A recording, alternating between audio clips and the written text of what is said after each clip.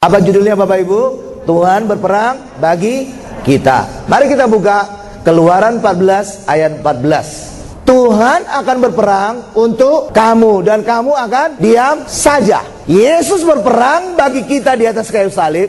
Ada saudara ikutan disalib? Boro-boro Pak ikutan Pak, lahir aja belum. Itu 2000 tahun yang lalu. Yesus yang tersalib, Yesus mati terkutuk, Yesus mengalami bilur, Yesus mengucurkan darah. Dan bagi kita hari ini, mengimani apa yang Yesus telah perangi, maka kita dapatkan semua hasilnya. Yesus berperang untuk keselamatan kita dapatkan keselamatan. Yesus mengalami bilur, kita imani, kita dapatkan kesembuhan. Yesus mengucurkan darah, kita bebas dari segala kutuk. Jadi apapun yang Yesus kerjakan, saudara imani, saudara dapatkan semua hasilnya. Kita diam, kita imani, kita dapatkan semua hasilnya. Jadi Tuhan berperang untuk kita diam saja. Yesus yang tersalib, menderita dan mati, kita percaya saja, maka kita dapatkan semua hasil karya salib Yesus. Kita dapatkan keselamatan, kita dapatkan kesembuhan, kita dapatkan berkat, kita dapatkan lepas dari kutuk, kita dapatkan apapun kebutuhan dalam kehidupan kita. Karena itulah bagi kita hari ini Bapak Ibu, sadari apapun pertempuran yang kita hadapi, apakah bertempur atas masalah kita, apakah bertempur atas penyakit kita, apakah bertempur atas resesi kita, apapun itu, Allah tidak ingin saudara berperang. Karena Allah ingin Allah yang berperang. Kita mengimani apa yang Allah perangi. Dan Daud tahu rahasia itu. Itulah sebabnya Daud menang atas Goliat. Sedangkan Saul tidak tahu. Karena itulah dia ketakutan. Tapi Daud tahu bahwa peperangan melawan Goliat bukan peperangan dirinya yang kecil, yang muda, masih kemerahan. Tapi itu adalah peperangan Allah Israel yang hidup. Yosua dan Kaleb juga sadar akan hal itu, tahu akan hal itu. Peperangan mereka bukan mengalahkan raksasa Kanaan, tetapi 10 yang lain melihat itu peperangan mereka. Tapi Yosua dan Kaleb melihat itu bukan peperangan mereka, itu peperangan Tuhan. Dan ketika mereka tahu akan itu, imani hal itu, mereka melihat apa yang terjadi. Semua raksasa itu tidak ada artinya. Semua itu bisa kita makan. Sedangkan 10 pengintai lain berkata, itu peperangan kami, sehingga kami seperti belalang, siap dimakan, siap dihancurkan, siap diinjak. Hari ini mari, apapun masalah kita, bukan peperangan saudara, serahkan semua peperangan bagi Tuhan. Kemenangannya kita nikmati semuanya. Amin. Berikan kemuliaan luar biasa bagi Tuhan Yesus Bapak Ibu. Kita lihat ayatnya pada saat Daud mengalahkan Goliat. 1 Samuel 17 ayat 50. Demikianlah Daud mengalahkan orang Filistin itu dengan umban dan batu. Ia mengalahkan orang Filistin itu dan membunuhnya tanpa pedang di tangannya. Haleluya. Kenapa tanpa pedang di tangannya? Karena memang itu bukan peperangan dia. Saat Daud melawan Goliat Bapak Ibu, Daud membawa nama Allah Israel yang hidup. Karena pertempuran itu adalah pertempuran milik Allah. Apapun hari ini peperangan saudara, peperangan melawan penyakit, bawa nama Yesus. Oleh bilur Yesus kita sembuh. Apapun peperangan saudara, keterikatan dengan setan, bawa nama Yesus, oleh darah Yesus kita ditebus. Kita usir setan dari kehidupan kita. Amin Bapak Ibu. Apapun peperangan kita kebangkrutan, bawa nama Yesus, oleh Yesus kita menjadi kaya. Amin. Dan saudara menang apapun masalah saudara, karena Yesus yang berperang bagi kita. Haleluya. Apa Pak buktinya? Kita lihat ucapan Daud ketika berperang melawan Goliat. Dia tidak membawa kekuatannya, dia tidak membawa pengalamannya, dia tidak mengandalkan senjata yang dia bawa, tapi dia mengandalkan nama Allah Israel yang hidup. Kita lihat 1 Samuel 17 ayat 45 sampai dengan 47. Tetapi Daud berkata kepada orang Filistin itu, engkau mendatangi aku dengan pedang dan tombak dan lembing, tetapi aku mendatangi engkau dengan nama Tuhan semesta alam, Allah segala barisan Israel yang kau tantang itu. Hari ini juga Tuhan akan menyerahkan engkau ke dalam tanganku, dan aku akan mengalahkan kau dan memenggal kepalamu dari tubuhmu. Hari ini juga aku akan memberikan mayatmu dan mayat tentara orang Filistin kepada burung-burung di udara dan kepada binatang-binatang liar, supaya seluruh bumi tahu bahwa Israel mempunyai Allah, dan supaya segenap jemaat ini tahu bahwa Tuhan menyelamatkan bukan dengan pedang, bukan dengan lembing, sebab di tangan Tuhanlah pertempuran, dan Ia pun menyerahkan kamu ke dalam tangan kami. Hal yang sama juga hendaknya kita katakan. Apapun masalah saudara, apapun peperangan saudara, peperangan melawan penyakit, peperangan melawan resesi, peperangan melawan masalah rumah tangga, peperangan pingin anak, peperangan apapun, bawa nama Israel. Maka sebagaimana juga Daud menang melawan raksasa Goliat, hal yang sama juga kita alami. Kita menang apapun raksasa masalah kita. Amin. Berikan kemuliaan bagi Tuhan Yesus. Mantap. Iya dong. Nah, Allah tidak pernah berkata, Bapak Ibu, pertempuran itu milikmu. Tidak, Bapak Ibu.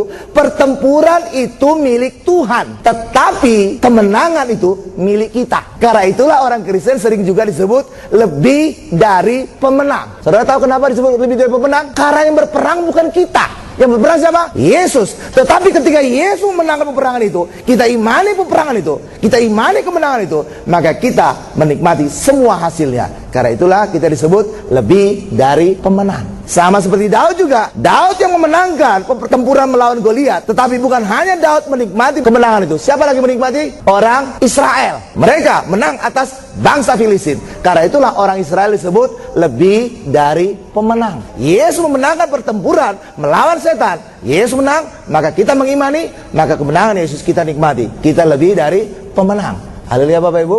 Karena itulah bagi kita hari ini, pertempuran itu bukan milik kita, pertempuran itu adalah milik Tuhan. Tetapi kemenangan itu adalah milik kita. Karena itulah saat bangsa Israel berperang, Allah berkata, aku berperang bagi kamu, kamu diam saja. Haleluya. Banyak orang Kristen tidak sadar akan hal ini Bapak Ibu. Akibatnya apa? Mereka yang perangi diri sendiri.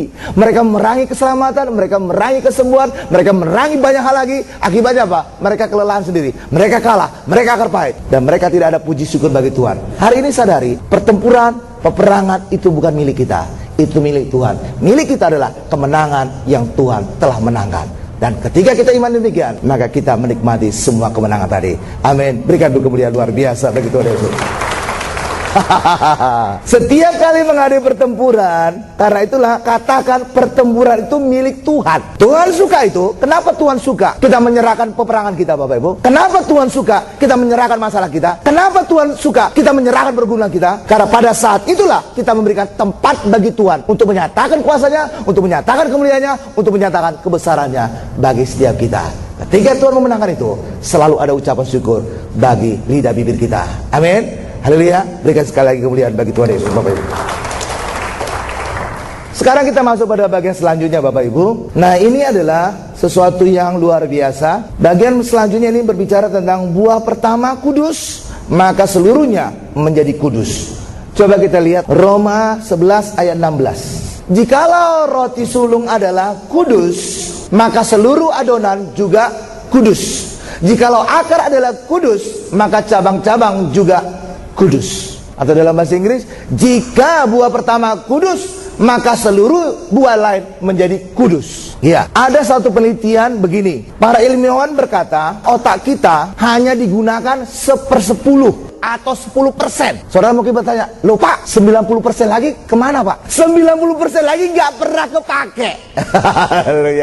Lalu bagaimana agar kita bisa make? Bagaimana agar kita bisa nyentuh 90% ini? Wah, itu yang luar biasa. Nah, kira-kira itu terjadi kalau kira-kira saudara ketakutan gitu Bapak Ibu. Kalau saudara normal, misalkan meloncati suatu pagar, mungkin saudara ya ada batasan tertentu, mungkin 1 meter lah saudara bisa lompati Bapak Ibu. Tapi kalau saudara dikejar anjing misalkan Bapak Ibu, 2 meter pun saudara bisa lompati. Saudara pernah bertanya-tanya enggak? Kenapa bisa terjadi keajaiban ini? Atau mungkin seorang ibu, seorang wanita biasanya lemah Bapak Ibu, tapi suatu ketika nggak tahu gimana anaknya kejepit meja atau kejepit tempat tidur Bapak Ibu, yang kalau secara normal ibu ini nggak mampu ngangkat. Tetapi ketika kondisi tidak normal, anaknya menjerit-jerit, nangis-nangis, mungkin juga hampir mati, seorang ibu yang lemah itu bisa menjadi supergirl Bapak Ibu. Tempat tidur itu bisa dibalikkan sama dia Bapak Ibu. Saudara pernah bertanya-tanya, kenapa bisa terjadi? Karena pada saat kondisi yang kritis, pada kondisi yang tidak normal ini, super normal ini Bapak Ibu, abnormal ini, di situ teraktifkan 9/10 otak kita tadi. Lalu bagaimana agar itu terus kita bisa alami supaya hidup kita luar biasa kayak Superman?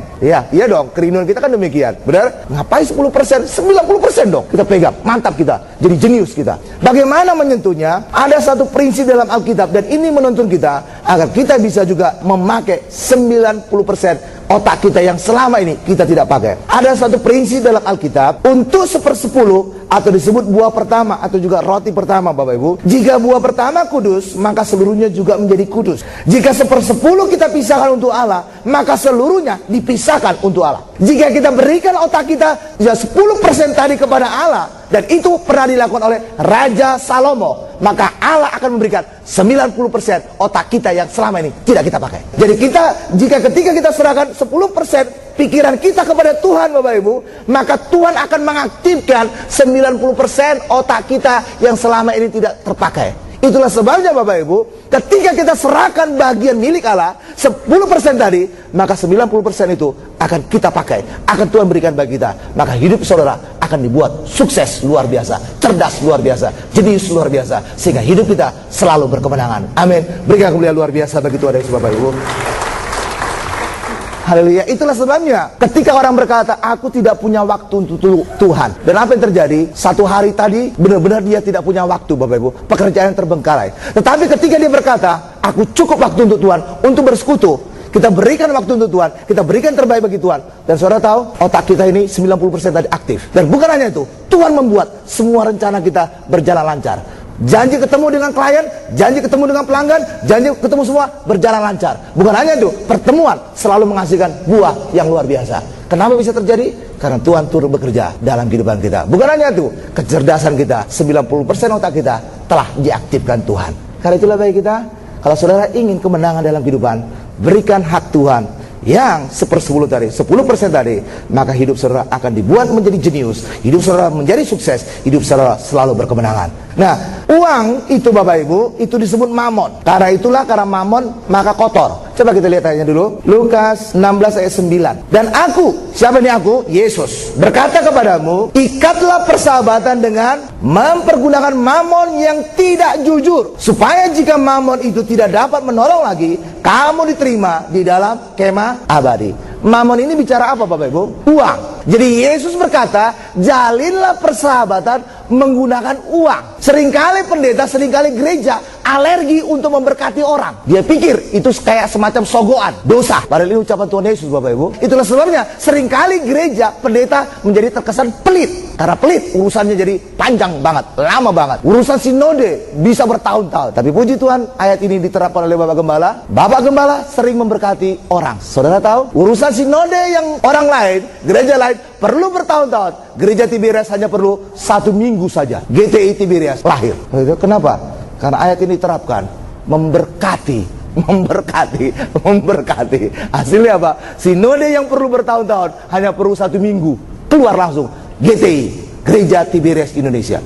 Lihat itu, perizinan yang perlu bertahun-tahun hanya dalam 1 minggu. Lihat itu Bapak Ibu, tuh luar biasa. Karena apa? Karena memang ini. Jadi nggak alergi orang Kristen itu memberkati orang, nggak alergi. Injil-injil menjadi lancar semua. Banyak kali orang Kristen juga menjadi pelit karena salah mengartikan ini. Sehingga apa? Banyak diganggu orang. Tapi puji Tuhan, saudara tahu di Bekasi sana Bapak Ibu, itu ada satu pusat ibadah orang tetangga lah Bapak Ibu. Itu ada satu tempat ibadah gereja Tiberias besar sekali dan juga produktif lah Bapak Ibu. Ya, semula itu diganggu mereka Bapak Ibu. Puji Tuhan. Dan saudara tahulah yang saya maksud. Mereka ganggu-ganggu. Mereka berkata, tutup itu, hancurkan itu, bakar itu segala macam. Tapi apa terjadi? Bapak Gembala langsung memberkati pimpinannya Bapak Ibu. Dan apa yang terjadi? Mereka justru pasang badan untuk menjaga gereja itu. Dan ketika datang pendeta seperti saya misalkan, semula mereka Bapak Ibu berkata hancurkan gereja. Tapi ketika datang pendeta berkata shalom Pak Pendeta, bisa berubah Bapak Ibu. Mereka yang seumur-umur nggak pernah ngomong shalom, bisa ngomong shalom Bapak Ibu. Seumur-umur yang mereka ucapan mereka hancurkan gereja, tutup gereja, berkata shalom Pak Pendeta.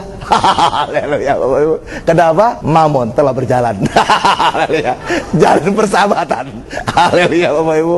Haleluya. Angpaunya jalan. Ini Tuhan Yesus ngajar loh Bapak Ibu. Karena itulah bagi kita hari ini, mari lihat apa kata ayat, lihat pengajaran Yesus. Iya, jangan berdasarkan pemahaman kita. Dan ketika saudara lakukan itu, dan saudara akan diberkati, semua urusan menjadi lancar. Amin. Berikan dulu kemuliaan luar biasa bagi Tuhan Yesus.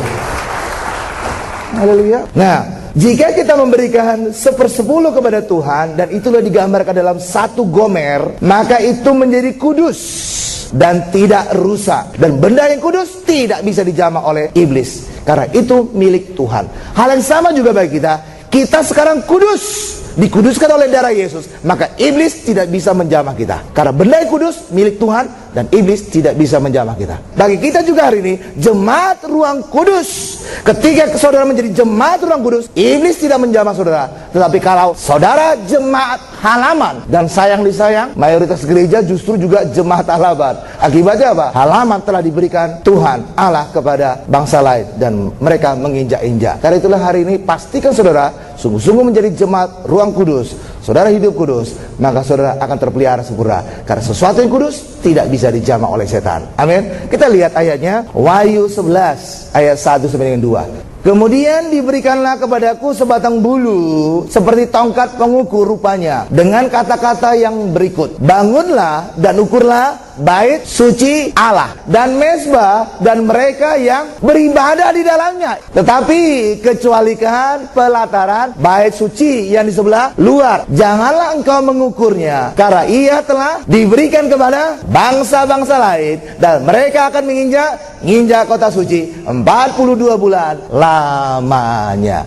Jadi ini berbicara tentang bait Allah. Ya, bagian ruang kudus itu terpelihara, itu milik Allah. Tetapi bagian pelataran itu diberikan kepada bangsa lain untuk diinjak-injak. Ada satu juga saudara perlu tahu, kalau saudara lihat denah bait Allah Bapak Ibu, ada ruang kudus di tengah-tengah. Benar Bapak Ibu? Coba saudara hitung luasnya. Saudara tahu perbandingan berapa? 1:10. Jadi ruang kudus 10%, halaman 90%. Jadi ruang kudus itu adalah milik Allah, itu kudus, setan tidak bisa menjara, setan tidak menginjak-injak, setan tidak bisa mencuri. Tapi halaman yang 90% itu milik bangsa lain, diinjak-injak. Karena itulah bagi kita hari ini, serahkan bagian Allah, kita menjadi jemaat kudus, maka saudara terpelihara sempurna, maka saudara hari ini selalu berkemenangan. Amin.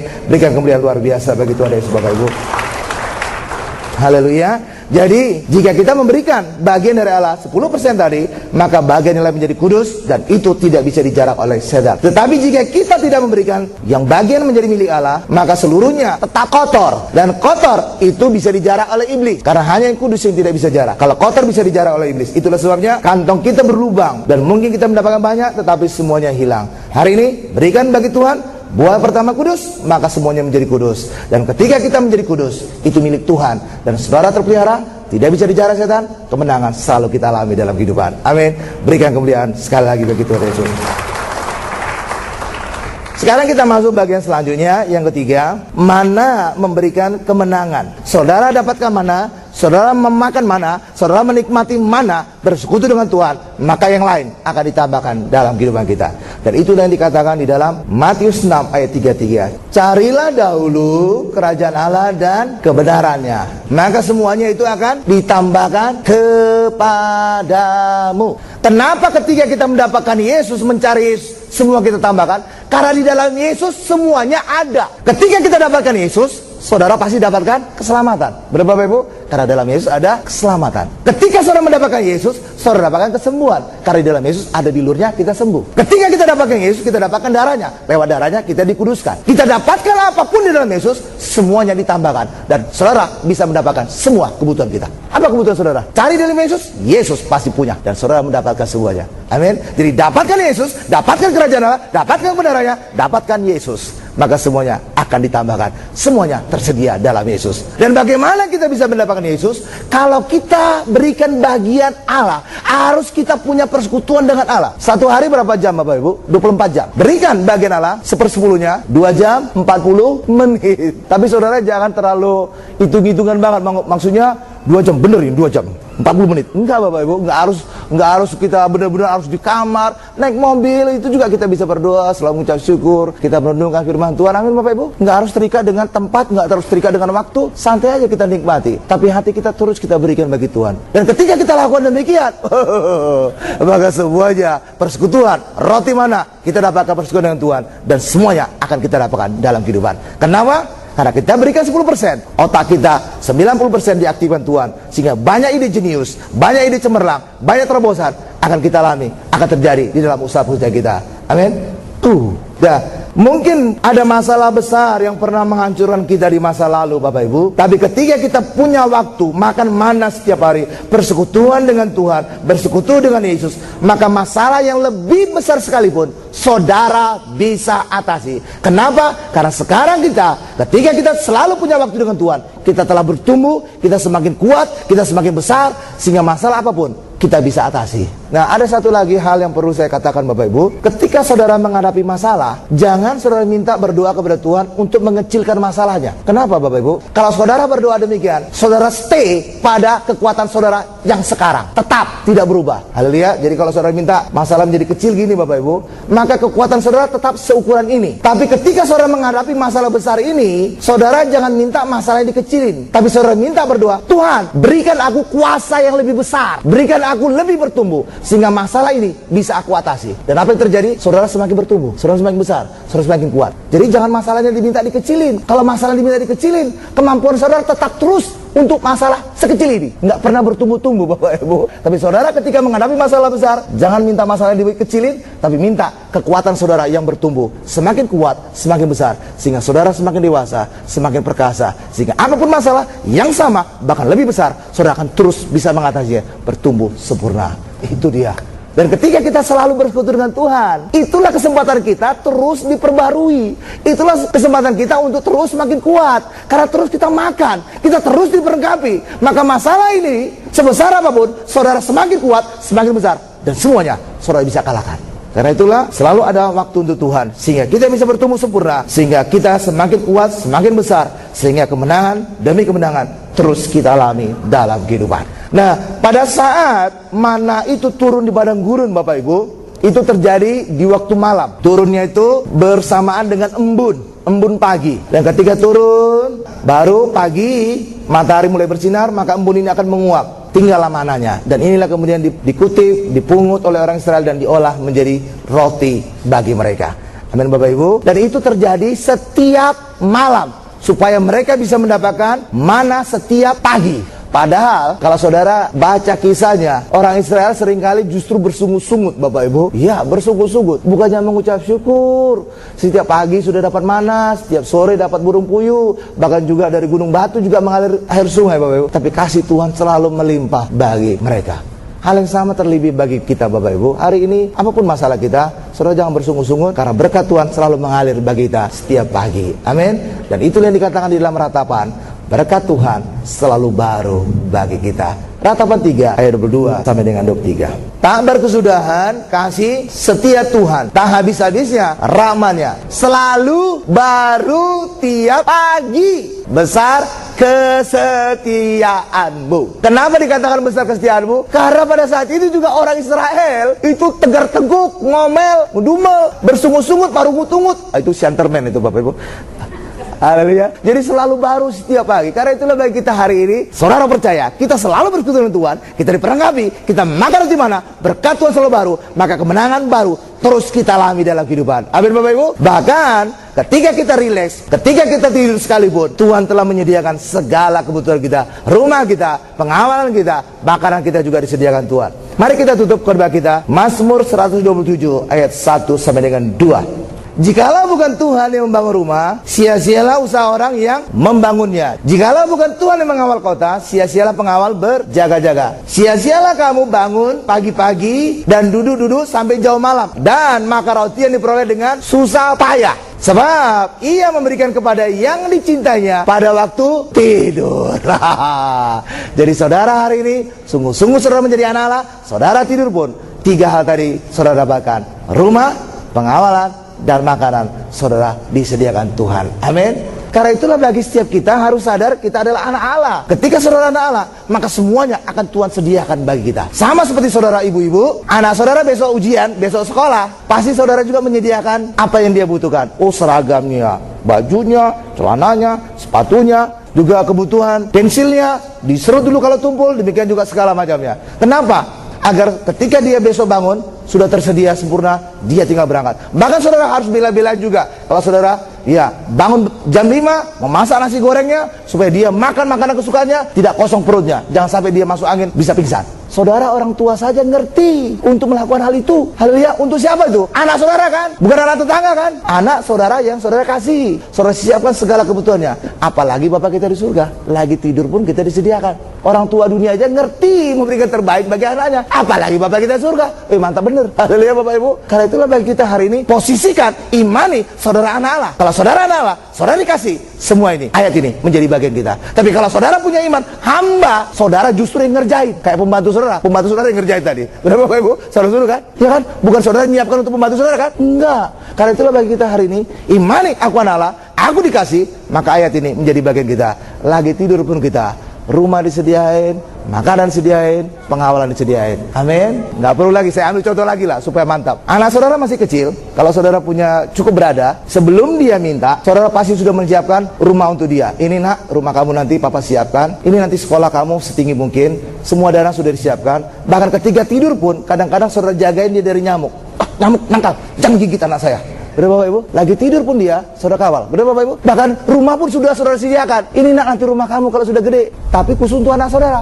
Benar? Karena itulah bagi kita hari ini, imani saudara anak Allah, imani saudara dikasih, ini juga menjadi milik kita. Karena itulah bagi kita hari ini, mari sadari Tuhan itu mengasihi kita.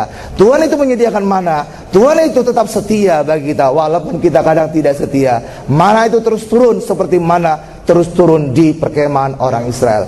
Hari ini, mari apapun masalah kita, apapun peperangan kita, serahkan kepada Tuhan. Karena peperangan adalah milik Tuhan, kemenangan adalah milik kita. Nikmati semua kemenangan yang Tuhan telah peroleh. Maka saudara hari ini hidup berkemenangan. Selamat, sembuh, sehat, diberkati, sukses selalu dalam kehidupan kita. Berikan kemuliaan luar biasa paling lama bagi Tuhan Yesus. Kita tundukkan kepala kita.